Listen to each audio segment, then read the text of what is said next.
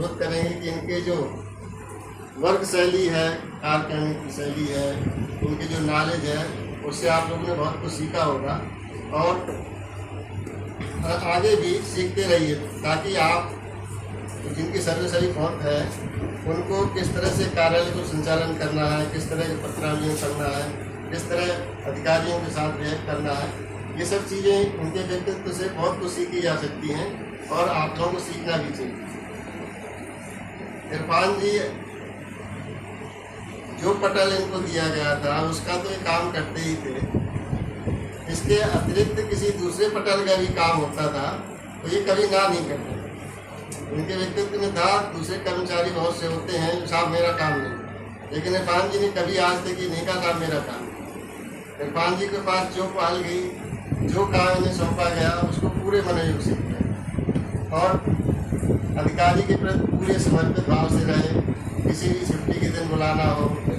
किसी तीज त्यौहार में बुलाना हो तो इरफान जी हमेशा आगे,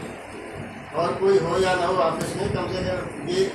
मुझे विश्वास रहता था कि इरफान जी मेरे साथ हैं। और इरफान जी का साथ पाके मैं अपने आप को विश्वास से भर लेता था कि कोई भी मैटर आएगा हम लोग सुलझाएं, और होता भी यही था कि कोई भी मैटर आता था इरफान साथ में है, हम लोग के सारे मैटर साथ हो जाते।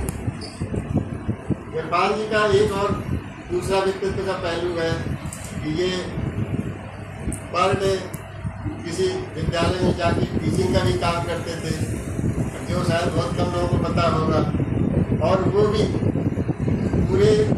केवल मानवीयता के नाते। कोई उनको वहाँ से कोई लोभ लालच नहीं था, ये वहाँ के बच्चों से इनका बड़ा स्नेह था, प्रेम था। तो ये अपने इतने व्यस्त समय में टाइम निकाल के पर डे उस विद्यालय में जाना, वहाँ बच्चों को गाइड करना, बच्चों को पढ़ाना, इसके बाद फिर ऑफिस आना, देर शाम तक ऑफिस में रुकना और इसके बाद फिर घर जाना। इसलिए शायद उनके परिवार में आज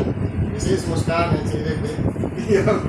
इनको जो टाइम नहीं मिल पाता था अब टाइम इनको मिल जाएगा। और अब हम लोगों ने आप लोगों को सौंप दिया है इरफान को। अब आप लोगों के साथ जो आप लोगों की इच्छाएँ इनके साथ थी कि भाई टाइम नहीं दे पाते, कहीं घूम नहीं पाते, कहीं जा नहीं पाते, तो ये विभाग ऐसा है कि